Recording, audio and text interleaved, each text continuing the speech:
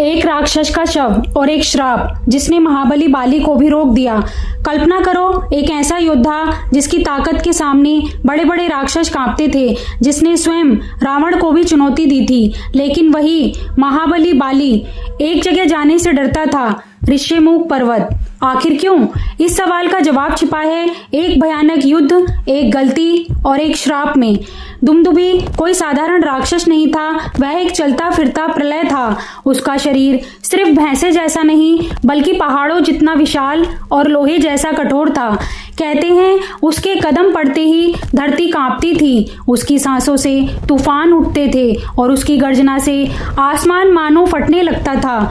उसके सींग सिर्फ हथियार नहीं थे बल्कि ऐसे विनाशकारी अस्त्र थे जो पहाड़ों को चूर कर सकते थे। वह जहां जाता वहां युद्ध नहीं, तबाही होती थी। देवता भी उससे बचते थे और ऋषि उसका नाम सुनकर ही डर जाते थे। और एक दिन वह पहुंच गया किष्किंधा और गरजा, कौन है जो मेरे सामने टिक सके? उसकी आवाज से पूरा जंगल कांप उठा।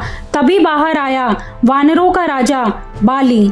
और फिर शुरू हुआ ऐसा युद्ध जो सिर्फ युद्ध नहीं, प्रलय जैसा टकराव था। दुमदुभी अपने सींगों से पहाड़ फाड़ रहा था और हर वार से जमीन अंदर धंस रही थी। बाली पेड़ों को नहीं, पूरे जंगल को हथियार बना रहा था। हर टक्कर से हवा फट रही थी, आसमान गूंज रहा था। कभी दुमदुभी बाली को कई योजन दूर फेंक देता और कभी बाली उसे पकड़कर आकाश में उछाल देता। जंगल के जानवर भागने लगे, नदियां तक कांप उठी और फिर एक निर्णायक पल आया। बाली ने दुमदुभी के दोनों सींग पकड़ लिए और उसे पूरी ताकत से घुमाया और धरती पर इतनी जोर से पटका कि धरती हिल गई। एक ही प्रहार और वह विनाशकारी राक्षस शांत हो गया। लेकिन यहीं से शुरू होती है असली कहानी।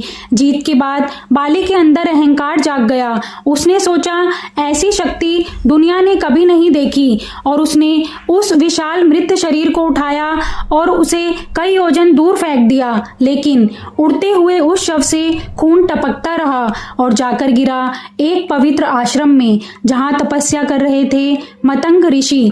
जैसे ही रक्त भूमि पर गिरा, आश्रम की शुद्धता भंग हो गई।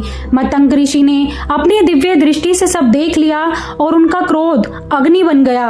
उन्होंने कहा, जिस बाली ने इस पवित्र भूमि को अपवित्र किया है, यदि वह ऋष्यमुख पर्वत में प्रवेश करेगा तो उसी क्षण उसका अंत हो जाएगा। और बस यही वो श्राप था जिसने महाबली बाली को भी रोक दिया।